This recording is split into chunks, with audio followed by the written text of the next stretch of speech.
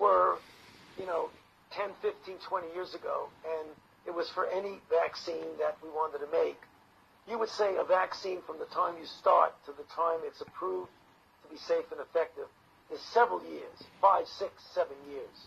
That's unacceptable for now. So what happened is that as soon as we got the sequence of the virus from the Chinese, we pulled it out of the public database and stuck the gene into a vaccine platform and worked on it literally within a day of when it came out.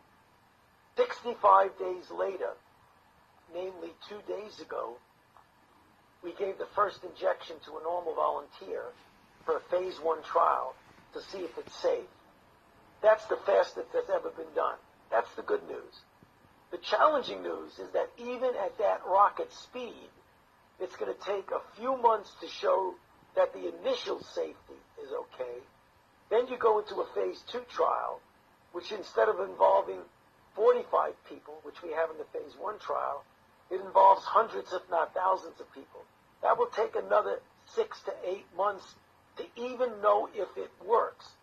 So at the fastest we can go, it's going to take a year to a year and a half to know if we have a vaccine that we can use. There's another element to safety, and that is if you vaccinate someone and they make an antibody response, and then they get exposed and infected, does the response that you induce actually enhance the infection and make it worse?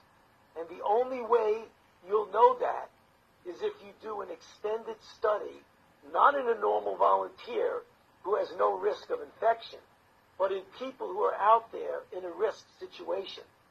This would not be the first time, if it happened, that a vaccine that looked good in initial safety actually made people worse. There was the history of the respiratory syncytial virus vaccine in children, which paradoxically made the children worse.